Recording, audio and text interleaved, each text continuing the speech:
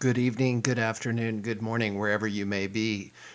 This is Dave reporting for Zetetic.news, making a Zetetic.news report because I'm not sure when we're going to be able to shoot the next episode. We've got some travel and other things coming up.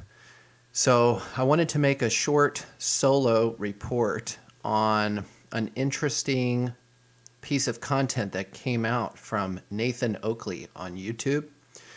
It's been an interesting trajectory. We've only shot and recorded 3 episodes at this point, but each time it seems synchronistically something happens of great relevance and import to the topic that we were recently talking about on the Zetetic.news cast.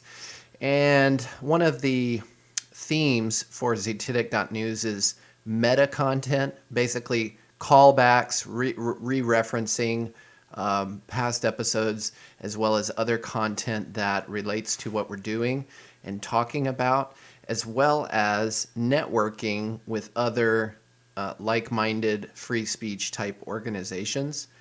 And right after our latest episode, Climate Catastrophizing Elite Misanthropy, Scarcity Psychosis, and Adolescent Authoritarianism, we delved into a lot of topics about climate change, the atmosphere, and actually we got into heliocentricity and other astrophysical type debates.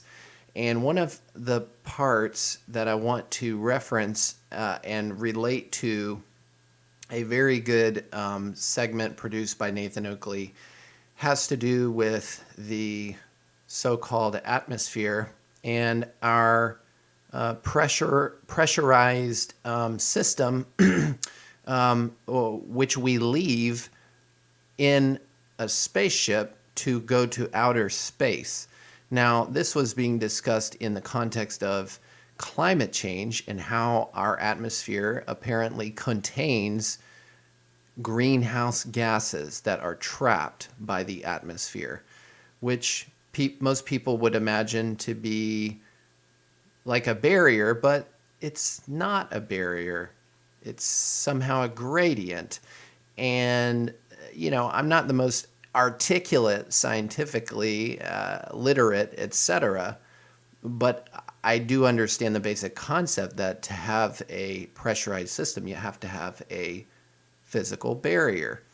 And I want to start by playing this segment from our latest episode on the Zetetic.newscast, and then go into a little more detail with Nathan Oakley and their recent live stream, breaking this down from a scientific point of view.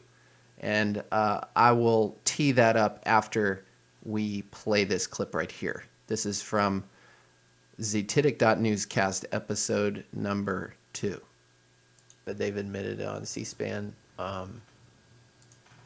and you can go to weathermodification.com and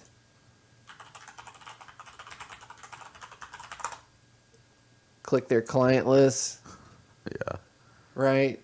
Governments all around the world. Most of the operations are in the U.S. I know we covered this on a past episode, but I mean, this is a global operation. If you even believe in the globe, right? Right. It's an operation that's happening in every country essentially in the world. Probably not for what they say it is. No. Because I mean, again, like he even said he was like, we're going to be spraying all this stuff up in here to reflect the sunlight, but still sunlight's going to get in and it's going to be trapped because it's greenhouse gas, but we still need to reduce your emissions. Right. And then, I mean, what the fuck is that? Totally schizophrenic. Yeah. And then, well, it also brings up the broader question. Well, but wait a second. I thought that we're adjacent to space. Don't these gases just eventually escape out into orbit? See, I had a conversation recently. with a coworker of mine about this. Mm-hmm. We got into it about gravity, right? Yeah. And so I started asking some fundamental questions because it all ties together, right? You have to. It's a package deal. Yep. You got to believe the It's a whole closed package, feedback loop you know, tautology. and we were talking about the atmosphere and gravity and how in the NASA rocketry videos where they attach a camera to the rocket and it passes from gravity to no gravity Orbit. to orbit. Orbit. But it literally is like a sort of a jolt, and then all of a sudden everything's floating. Oh, yeah. Okay. Magic. Yeah. So if it's so sudden, that's got to be like a barrier. Or a, trick photography and misleading footage. Oh, of course it is. But ultimately, even if you were to buy the theory, it kind of begs the question.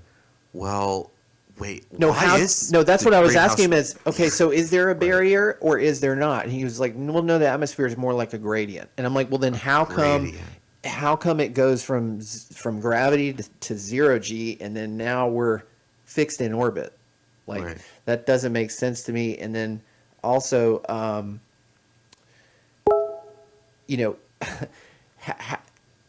if it's a gradient, how is the atmosphere contained and we have this greenhouse gas effect? Right. If it's a barrier, that's one thing, but then we're talking about a barrier.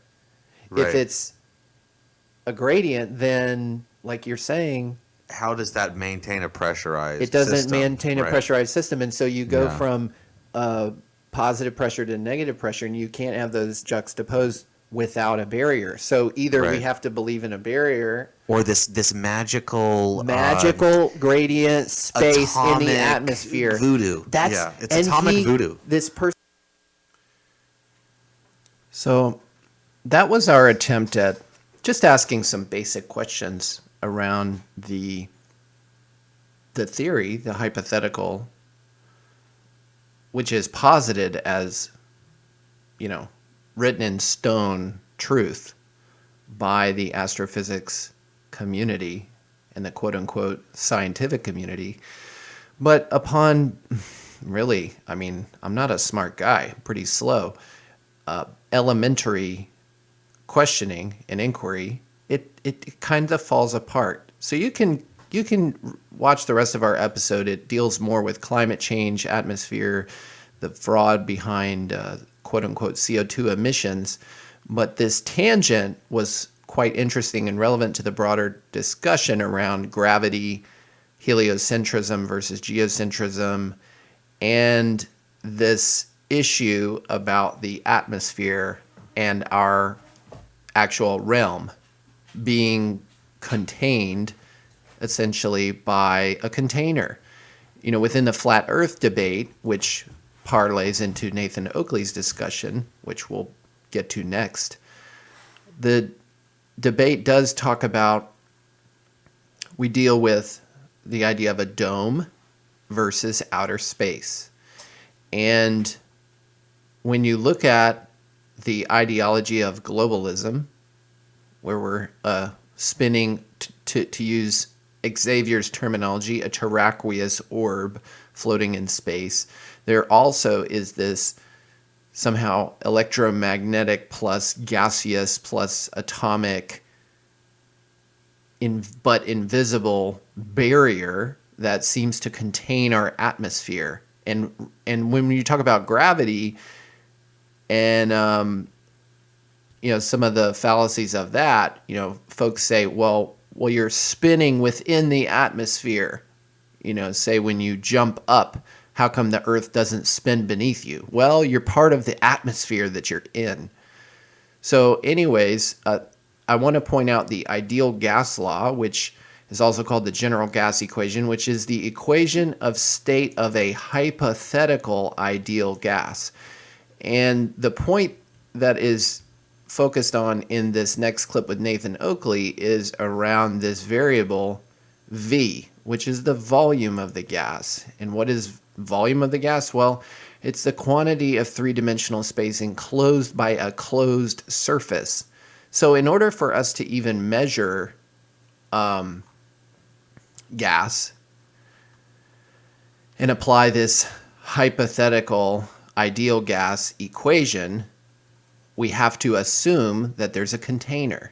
And this is the point brought up in this awesome clip by Nathan Oakley, who runs Flat Earth Debate 365 and a couple different channels. I highly recommend you check them out.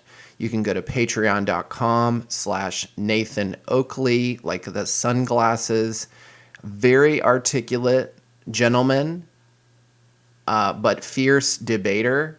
And he's also got a very, very sharp sense of humor and wit. He's hilarious to listen to.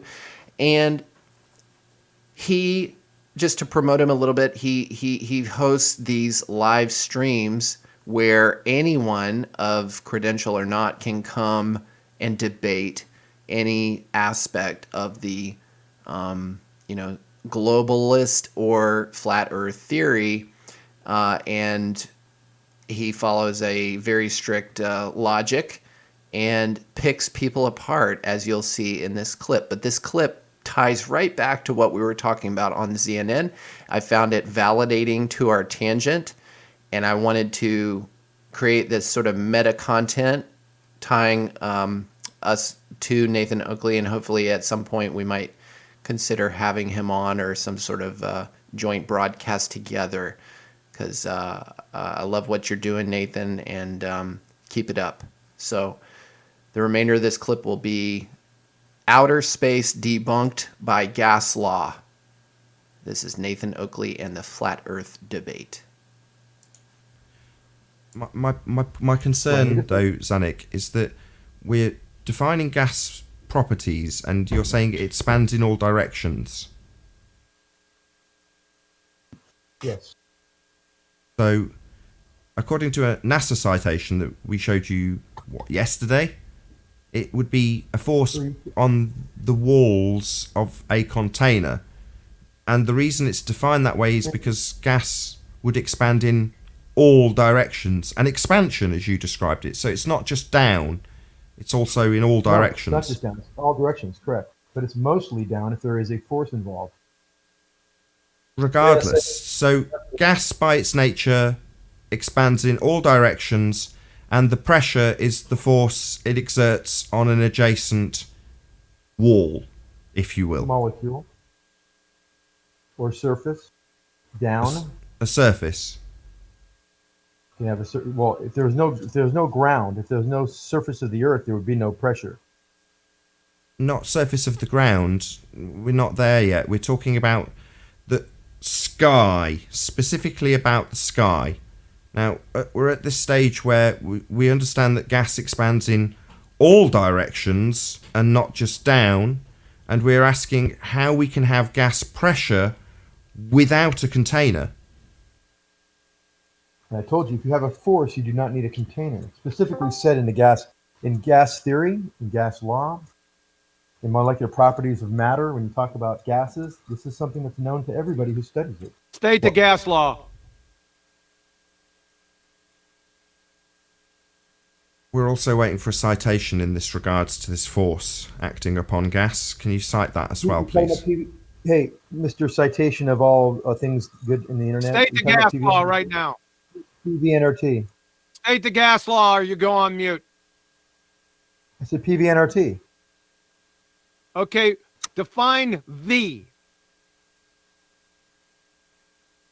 Did you hear what he said? No, I didn't hear it. He said define the V. Victor. Volume. Oh, volume? Volume of what? Of the gas. No. Volume of the container. Oh, so in gas law, we have the volume of a container. Correct. So, according to gas law, without the container, there can be no pressure. According to the gas law, Without the container, there can be no pressure. It's calculable using that V. The V being volume, and the volume being the container. right. Right. So my question at the start of this, Zanik, was how can you have gas pressure without a container?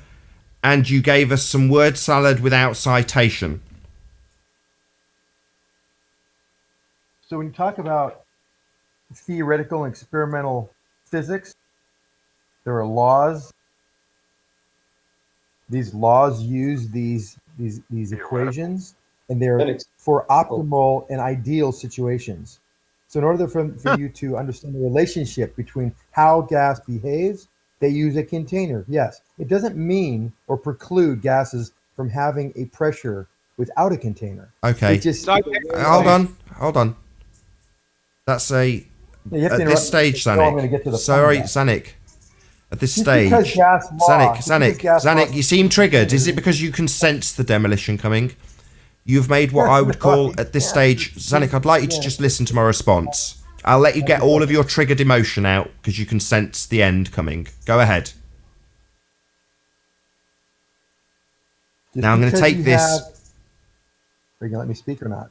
I left a long pause. You didn't speak, so I assumed that was actually my point to actually start making the summary I was going to, but you couldn't stop interrupting. Go ahead, get all of your interruptions out now. Then I will demolish your assertion that you don't need a container, regardless of the fact that an ideal gas law doesn't necessarily, according to you, apply in this scenario, and you don't need a container. What I was going to summarise by saying is please give us a demonstration of gas pressure without a container rather than your baseless assertion. Can you demonstrate that baseless assertion you've just made, that you don't necessarily need a container, beyond your fundamentalist religious belief in a sky vacuum? Can you demonstrate this? So I hadn't quite finished. I knew you'd interrupt because the end is nigh. This would be the point where you either demonstrate your religious belief in a sky vacuum, or point to your religious sky vacuum belief as the proof, or concede you cannot demonstrate gas pressure without a container. There's only three choices. Let's see which he picks. Okay. So we have gas pressure without a container. If you walk outside and That's a religious choice number 2. So he pointed to his sky vacuum belief as the proof of his sky vacuum belief. That would be circular reasoning. So he picked And option special number pleading. 2. Don't rumpus me in my own panel. He picked option number 2. Use circular reasoning. Say go outside and point at the sky because it is a vacuum, therefore it is a vacuum. That would be circular reasoning, choice number 2. Let's see if he picks one of the other two choices. It's excuse me. How is it That's also so a reason- special pleading fallacy. Special pleading fallacy, correct. you can measure 14.7 psi out there in the air right outside your house. Then you go up 100,000 feet and see 0.16 psi, showing that there's a pressure gradient. There can't Showing that there's pressure at that height. So far we've proved we've got gas pressure, and we're asking for proof of gas pressure without a container because the heliocentric model has the Earth with gas attached in a vacuum without containment. So we don't need you to prove that there is gas pressure at 100,000 feet because that's proving that there is gas pressure. And without the container, there can be no pressure. We have a baseless assertion from you that you don't necessarily need a container. We're asking you to prove that baseless assertion, and you've used circular reasoning and pointed at your fundy sky vacuum that doesn't exist because it's a violation of the second law of thermodynamics, Zanik. Why is it a third law or second law of thermodynamics? Second law of thermodynamics violation. Entropy would increase and the gas would fill the available volume. The available volume, the V in the gas law you gave us, that V would be all of outer space.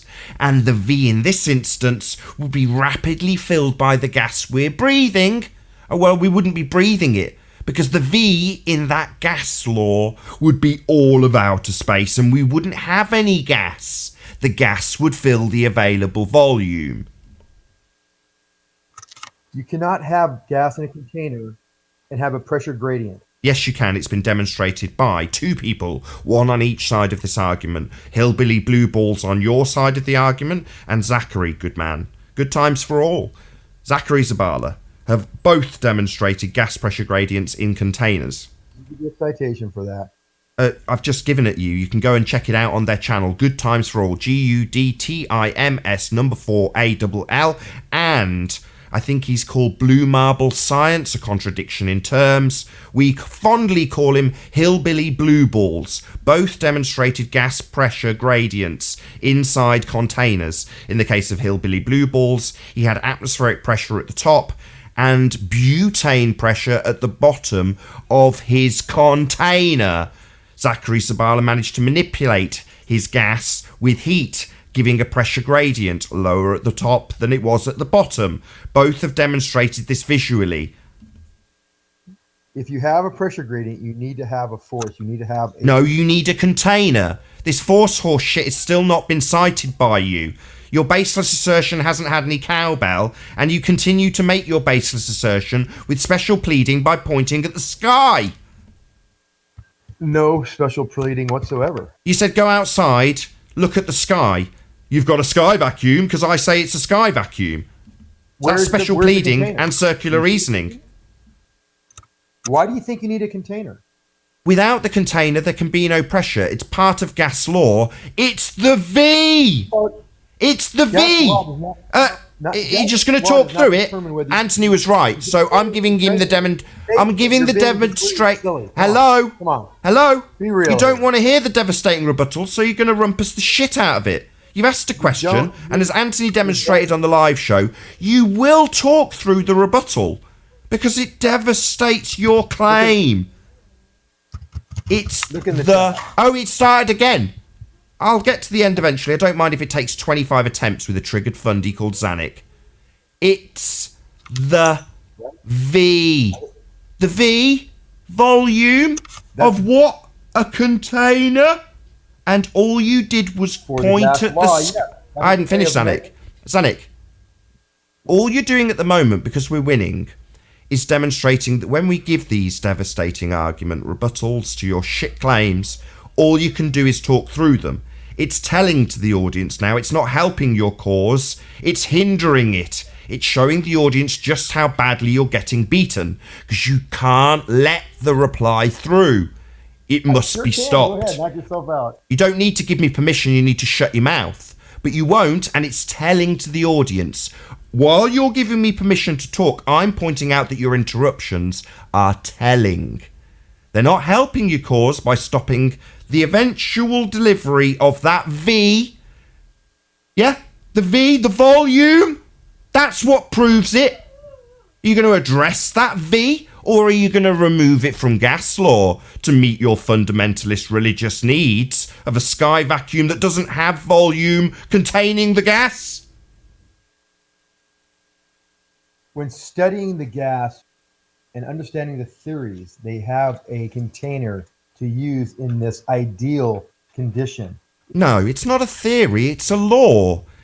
Laws aren't the result of scientific theory. This tells me, Zanuck, that at a base level you simply do not understand what science actually is.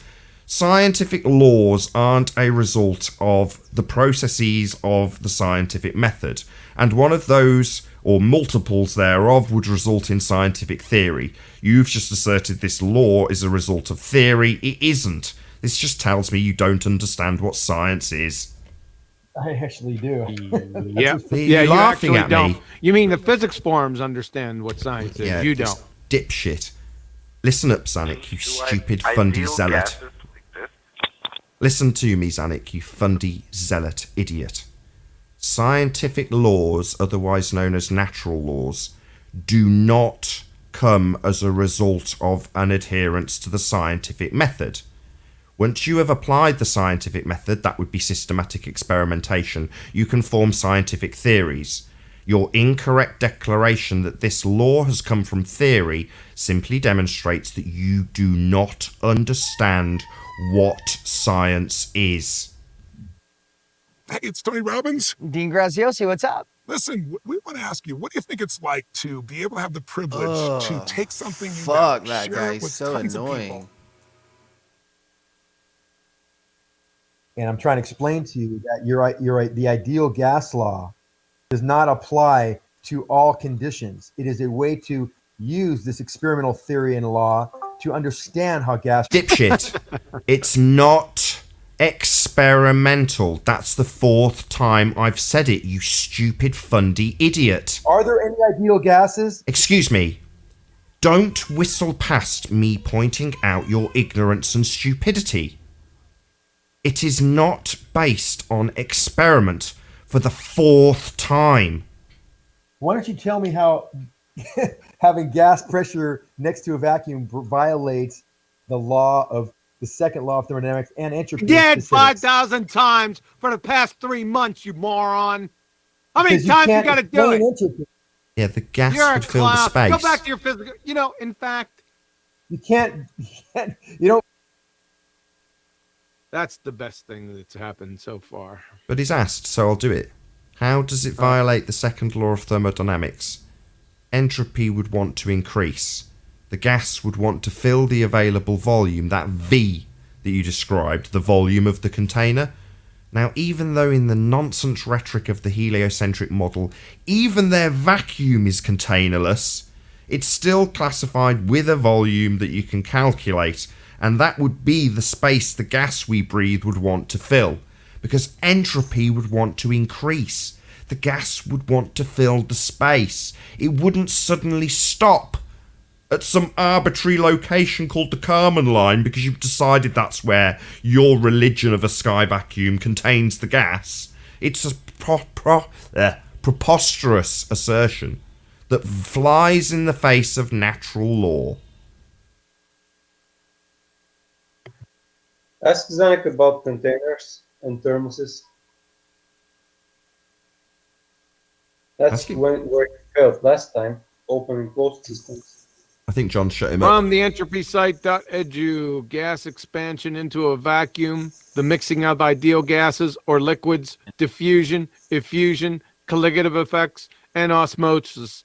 Each fundamentally involves an increase in entropy due to increased dispersion of energy with no change in total energy in the case of ideal substances due to a greater number of microstates for the particular system involved. It's over. Have a nice day.